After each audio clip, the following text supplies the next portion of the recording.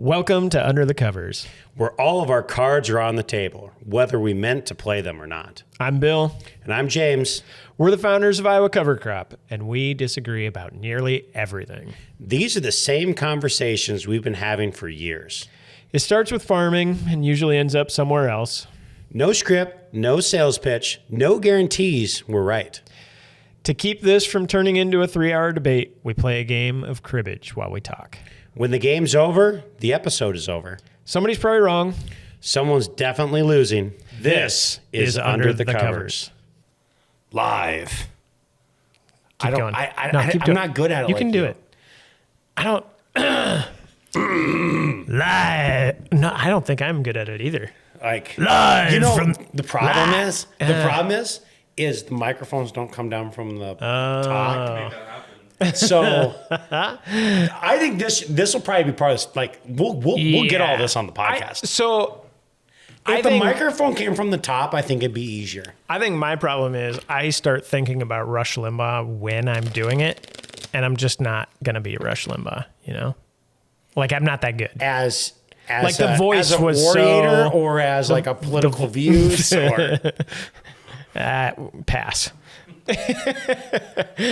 You know how sometimes I've listened to talk radio recently, like not that long ago.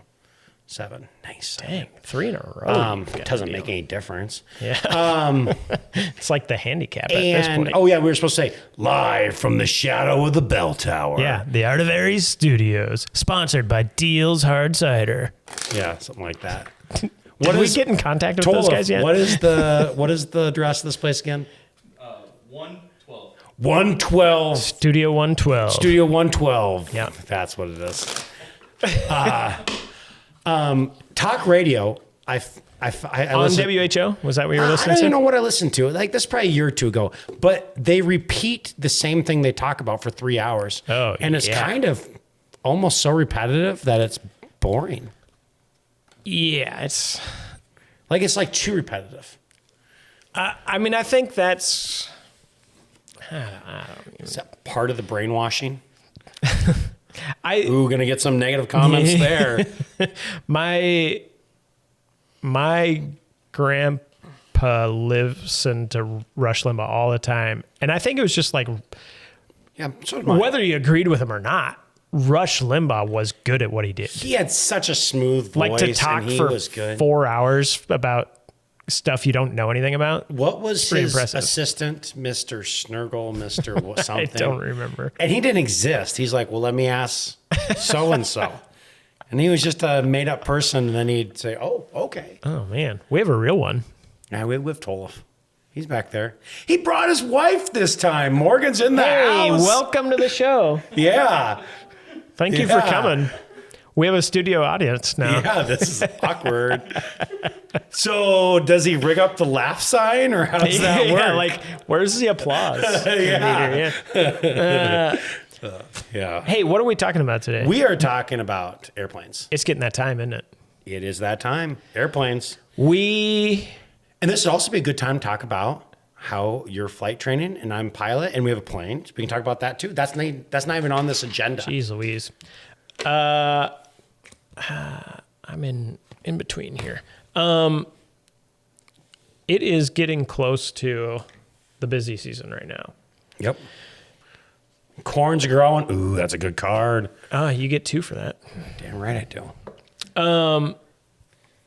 Yeah, we're going to talk about application methods today and like kind of getting ready for the season. Like if you're thinking about doing cover crops, you need to have a plan now. Yes. And you need to tell someone else about that plan, right? Like we get a lot of like, hey, it's going to rain tomorrow and I know I haven't talked to you. Can you apply 600 acres of cover crops 60 miles from your house? Yep. And we'll say, no. And it has to be a diverse blend. Because that's why I signed up for NRCS. Can you handle that? Yeah. And because I heard your plane at that airport yesterday. Yeah. So don't be that guy. Plan ahead a little bit, right? Yeah, plan it. So, Bill, why don't you tell the audience what aerial application is and what we're talking about? So the main part of our business and the thing that kind of made our business start to grow is not just selling seed, but doing the custom application. We found early on when we were building the business, there was a lot of people that were curious about cover crops, but didn't know how to actually get it done on their farm. Wow, what a cut for you, huh? I don't know. If there was a 5 in there, that would be really awesome. That's not bad though. No. I don't even know where to start. That's 3, 10. 6, 10 total. 10. Yep. Sure. Double run of 4. So there's 4, 8, and then a pair is 10. All right. Yep. So we do a lot of custom application. 80% of it is with an airplane. Basically, our role, James and I, is to find a customer, line the seed up, and get it to the proper place for the proper people, and make maps for the airplane. And then dole out maybe advice of what they want, essentially. Yep. What fits their best goal. Yep. And so how we really started is, this is really the basis of our business, is Bill was raising some small grains. I was selling some just small seed. And then we thought it was smarter to not have to package the seed and apply it at the airport for said farmers. And so when we went there, we discovered that a lot of people were buying small grains a lot more expensive than what we were selling them for. In 50-pound bags. And it was a lot of work. Yeah. And they're like, well, I can just buy this from you and not do anything. And then all of a sudden, boom, business started. And we were doing it cheaper, easier. Our customers now, they don't do anything. They tell us where they want it, and they sit and they watch the airplanes fly. Yep. As we say, it's easy as you give us the map and then write us a check when you're done. Bingo. Conservation with convenience. Yeah, Bill, you Melissa. she came up with that? Yep. Really? I did not know that. This is really even starting a business. Yeah. So our business has changed a few times, but like in the middle, most of the business was the custom application and the seed sales combined. And now we have like built our dealer network to where our dealers are kind of replicating that model across the state. So we are getting ramped up right now. 2 for me. Oh, that's 2 in a row. We're getting ready right now to start chasing the airplanes. We're greasing up the seed tenders and the conveyor and getting ready to go. We go to about a dozen airports a year, and we just chase the airplane, and we line up, a day's worth of work at each airport, and then we move on to the next one. So what are the primary species that you're putting on with the airplane? The big ones are rye and oats and wheat. And then we do a lot of our winter kill blend, which is rapeseed, radish, and turnip. 25. 30. And that's probably the big ones we do through the airplane anyways. Yeah. What is the strangest thing you run through the airplane? We had one guy that wanted to put on like 3 bushels of rye. So we actually had to fly it twice. Really? At 1.5 bushels because we couldn't go that heavy. How'd it work out? I don't know. Not well enough to do it 2 years in a row. 3 bushels. That's 150 and 3 times 6, 18, 168 pounds per acre. It was one of those things where I kind of tried to tell him, like, I don't know if I would do this if I was you, but you're the farmer, so. Customer's always right. Customer's always right. So, yeah. I don't know, but for the most part, it's just like we fly a lot of stuff on with the airplane because it is efficient, right? Yep. We can do 2,500 acres in a day. Whereas I have a drill, you have a drill. Yeah. I have a 15-foot drill. Yeah. That's I can slogging. do 80 in a day Yeah. on a good day if I hustle. And the problem is you're always like finishing harvest up Same and you thing. should be drilling. And instead you are trying to drill cover curves. I think there's some cheating going on here. I saw that There's double hand of you picked up both at the same time, so I don't remember where the first peg was. That's right. Toll, if you'll That's have how to, I get you. Toll, if you'll have to roll this tape. Throw that back on the Yeah, slow-mo. roll the tape Throw and that back just on see. the slow-mo. Yeah, see what the deal is there. So why do farmers use aerial application? I guess we'll just start going through the list here. Why do they use it? I think the main one is it is fast and it's hands off. And it's easy. Yep. So that's the big one. Like it's going to get done. It's going to get done fast. But the other thing is, so like I have a 40-foot drill. I could drill my own and save a bunch of money, but I drill about half and I aerial apply about half because I'm swamped in the fall because I'm understaffed. And B, because sometimes you catch that timely rain, like first week of September, like right after you did it. And it seems like about every other year, like 1 year your drilled stuff looks better. 1 year your aerial application looks better. So you're getting too much far in the weeds. Okay. So is the airplane is applying the seed Yes. in a standing crop? And is it growing? Like, when do they do it? We are flying seed on when the beans are starting to turn yellow. Or like the corn is at black layer. So like almost all of our work is done in the last week of August to the second week of September. The idea being you fly your seed on and then the soybean leaves reach maturity, fall off, and mulch the seed in, and then it grows up underneath there. That's perfect, especially if you can catch a half-inch rain. And so tell me how the process works. You have an airplane, a yellow airplane, and then So if you're Joe Farmer, Yep. you call me and you say, I want to put 80 acres of rye on. Yep. And I say, okay. And you get me a map of where your field is located. We talk about pounds. Yep. I shoot you a price. You say, go for it. And then I take that seed to the airport. We load it onto their tender truck. Their tender truck loads the airplane. And their tender truck's pretty unique. Yeah.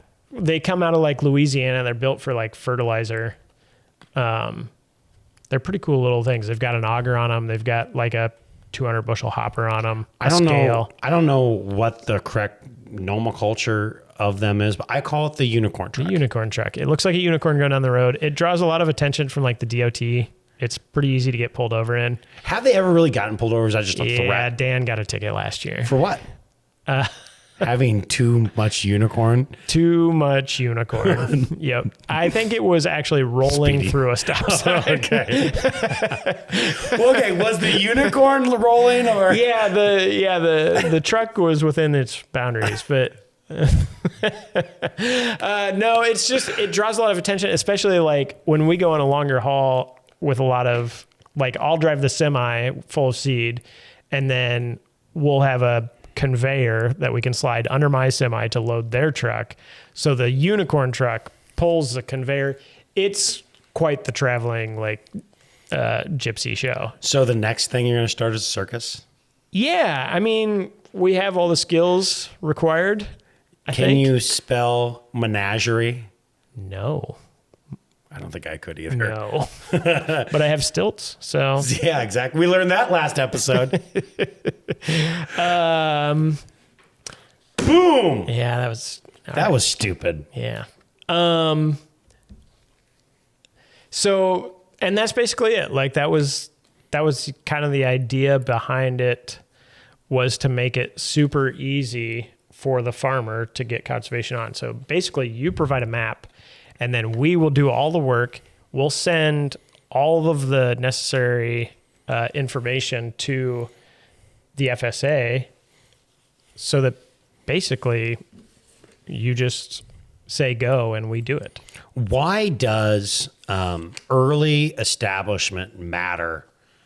Like why does it matter to get it on that early? It's pretty especially in the last 5 years where we've been in a really dry trend.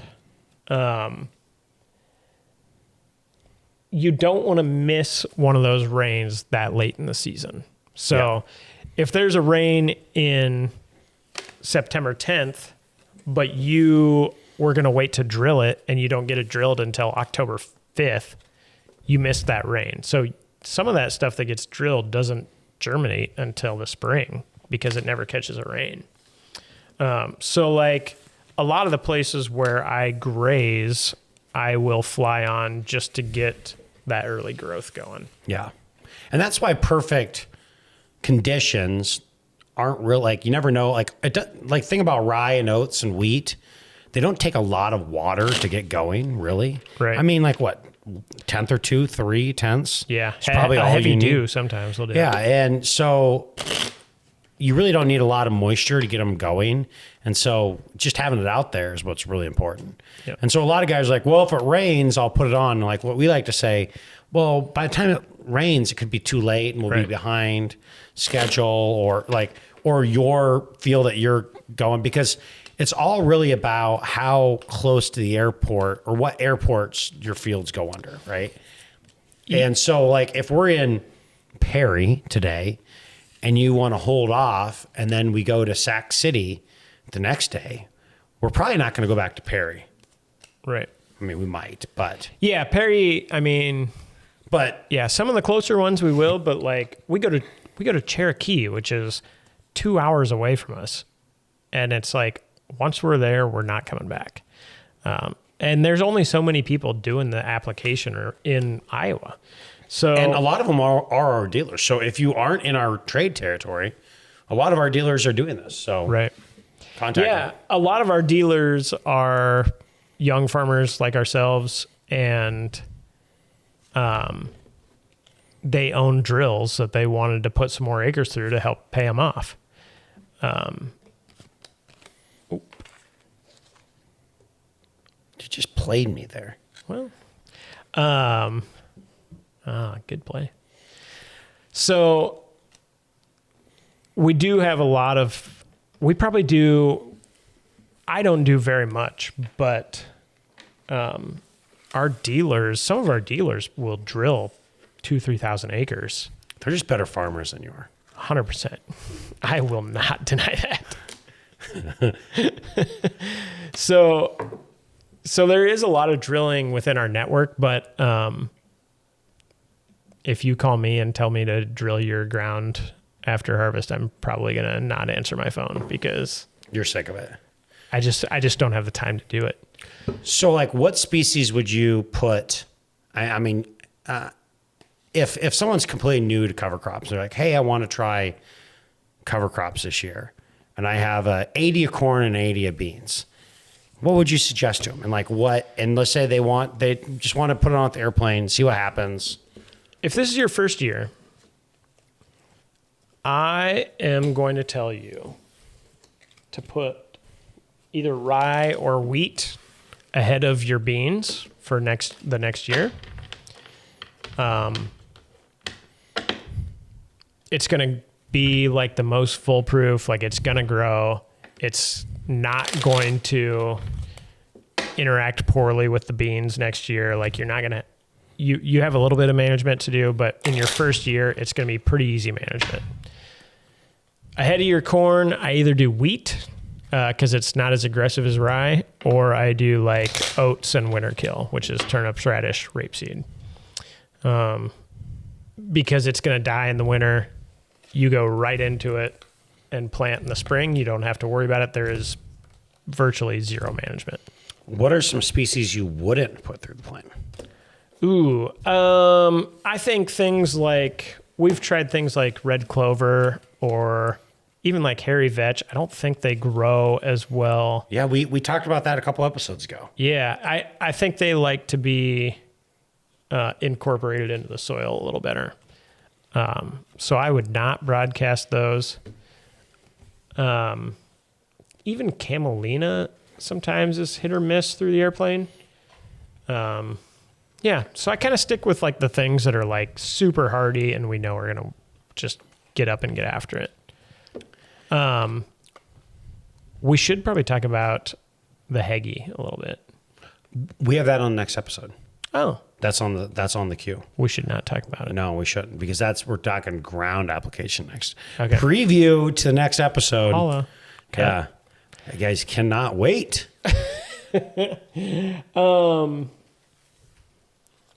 Yeah, I don't know. What else do you want to talk about it? Go. 24? All right, drones. Drones. Oh, you love drones. Yeah, they're the best. Drones are super slick. They're becoming really popular. Yeah. I've had probably 3 or 4 of our neighbors in the county call me and say, hey, I have a drone and I am willing to do some custom work. Drone guys. So keep me in mind. And I say, awesome. We will do that. Drones are like, their capacity is like 50-ish pounds. Is that about right for the average drone? So they don't carry a ton. Like, some of that, it might be 1 acre, 2 acres. We do make a drone mix of like smaller seed. So they can cover a little more ground at a fill. I think some of these drone guys, they do a lot of fungicide with it and they get... Nothing. Ah, darn it. They get excited about putting some more acres over their drone, and then they get into the cover crops and they realize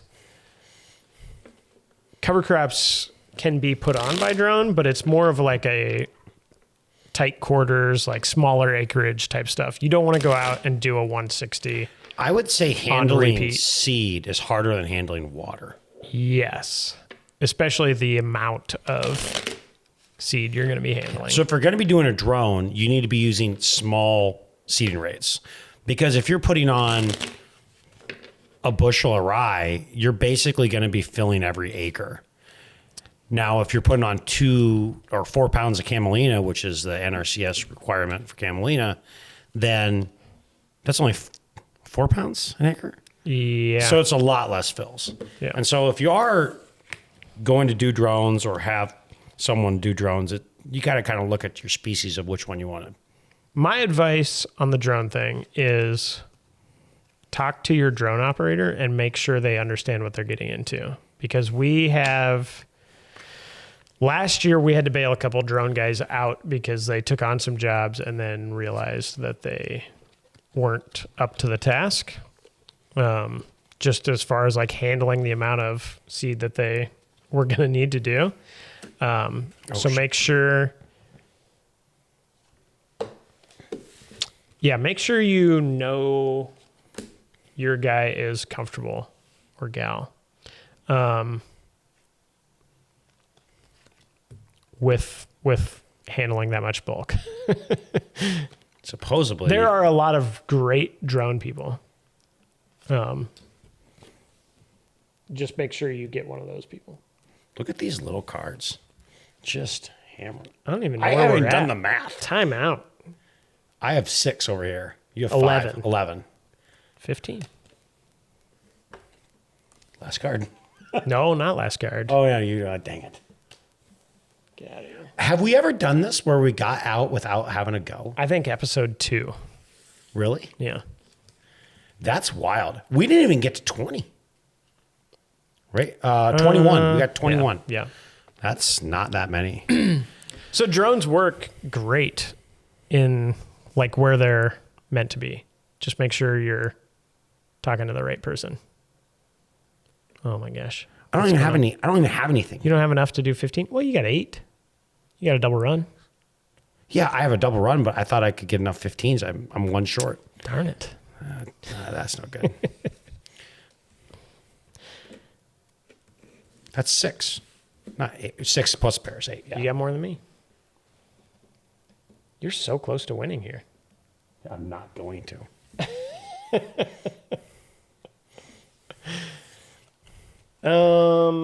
Scoring update. I am 8 points away, but I get to count first. Tell me Bill about has his crib right now. Probably got 20 in there. I got 6 in there. Well, this is close. I'm down 2. But you count first. Yeah. But it's 10. You got to get 10. Yeah, I need 11. Yeah. Yeah. This is a typical thing where you'll get to go first and you'll win. What do you see with the airplane that maybe is a downfall? I think the biggest downfall is, well, we talked about this the other day, how I recently rented a farm that's within the pattern of the airport. Oh, yeah. And I was telling you, this is a conventional farm, and I was out there planting corn, no-till corn, and a guy bought it that wanted all regenerative practices, and I obliged. And I was like, gosh, there's rye all over this field. And it kind of took me a round or two to figure it out, but essentially, the rye had been trickling off the airplane because like you can't get everything completely clean of rye. Right. And had been seeding this field. So that's one downfall that I see. I got into my neighbor's. I had an 80 that I got into my neighbor on one pass. I think that's just going to happen. The difference between rye and fungicide, let's just say, is fungicide, you can see it. Yeah. And rye, you can't. No. Backwards. Fungicide, you can't see. Rye, you can see it. Go. You know, we always talk about a handful of rye in oats, and you can see it. It looks Forever, like forever. It looks like so much rye is out there. And that's why we're really careful about contaminants. Basically, rye is a contaminant. Because it just kind of goes everywhere. Can you go? I cannot. Oh, 24. nice. Yeah, that's kind of the problem. It's not as precise. Like even like a drone is more precise than an airplane. Yes. The ground rigs, all of them are definitely more precise. So you're going to go out, aren't you? Yes. You have no idea how good of a hand I have in both these. So that's the thing. Like a lot of times where I fly on, I will drill my headlands. I'll tell them to stay off stay away from the neighbors a little bit, and then I'll go afterwards and I'll drill the headlands because they're going 140 mile an hour, 8 feet off the ground or whatever. Like it's not going to be perfect, and you can't expect it to be perfect. It's going to be a little streakier than drilling. Yep. It's just not going to be as consistent. But it's going to get on. It's going to get on. When it gets on ahead of a rain, it's going to look better than anything after a rain. Yes. So there's a give and take. There's going to be some years, like in those dry falls, man, it was tough. But when it catches a rain, it looks awesome. Yep. So you just have to kind of take the average, I think. Yep. And it's going to get done, and it's the quickest, dirtiest way to put on cover crops. And if we're going to get a lot more cover crop acres, we're going to need drones, we're going to need airplanes, we're going to need ground rigs, and we're going to need fertilizer spreaders, everything. So, yeah. Until next time. See ya. Like what you heard? Follow us between episodes on Facebook and Instagram at Iowa Cover Crop. Or send us an email and tell us what you really think at info@iacovercrop.com.